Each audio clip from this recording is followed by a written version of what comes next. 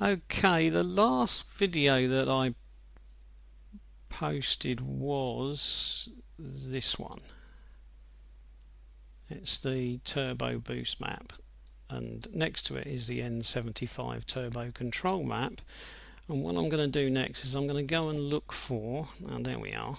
I could have just gone over here and picked boost limiting map. I'm going to go and look for the boost limiting map. There we are. I'll double click on that one. It's opened a bit small, but not like it. Okay, now what we've got here is basically the same map that we had before. It's just sort of rearranged very slightly, and the reason being that I want to make sure, or the designers want to make sure, if you like, I want to make sure by showing you that we don't get silly boost levels, because if we get silly boost levels then we might come unstuck and do some damage, especially to the turbocharger. So that's what this is all about. It's just to stop us getting silly boost levels. Now there is a single value that stops things getting completely and utterly out of control, and for that I'll just go and click on it because I found it in an earlier video.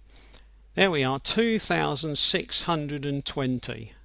So that's 2620 millibars. Now that is an absolute safety valve.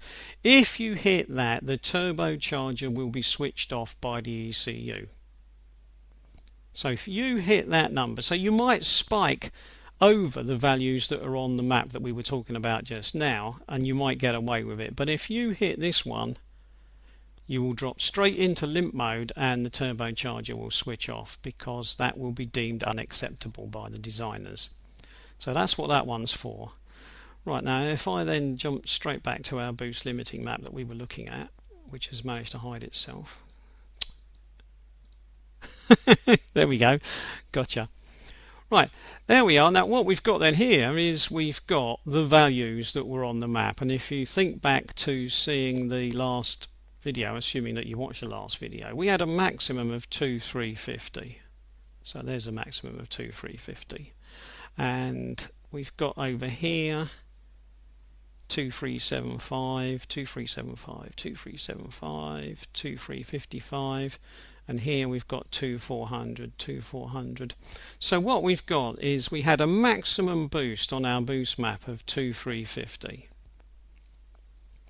Now the designers have obviously said to themselves that they can control via the N75 valve the boost within reasonably fine limits, but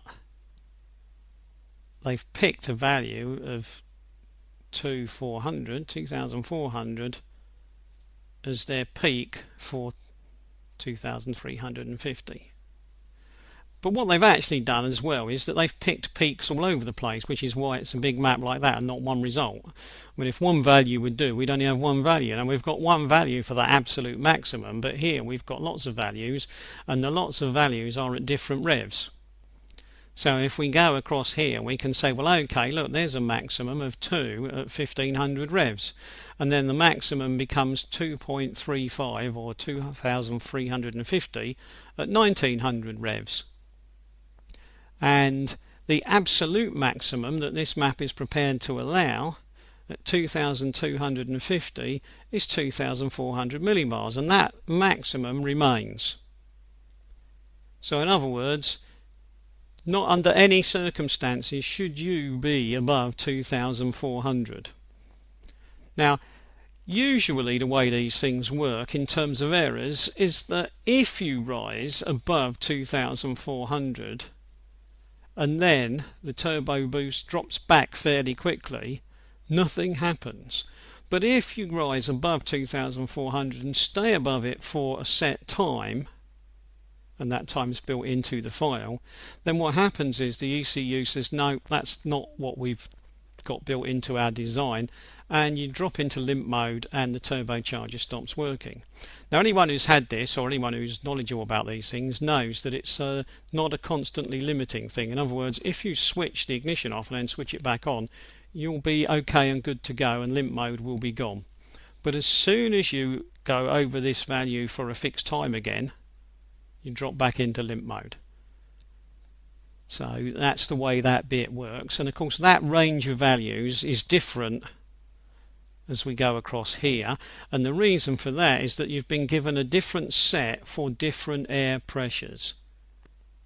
Now they're not hugely different, but they are slightly different, which means that if you go out and try to get maximum performance out of your car on one particular day when the air pressure is, let's say, lowish, you've got one set of values which will affect what's going on in terms of limitation of the turbocharger. But if you go out on another day when the air pressure is much higher, the values are slightly different.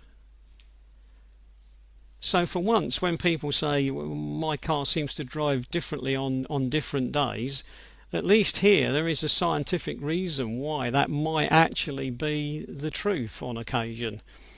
Whether you can feel the difference is another matter, but there is a slight difference, and it's been taken into account by the designers.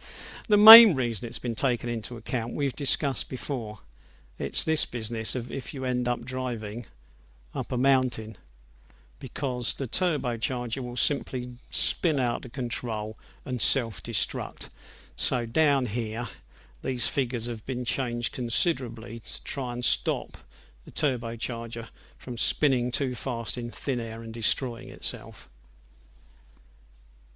Right, I think that's probably enough information for now on that one, so I'll close that one and I'll stop there.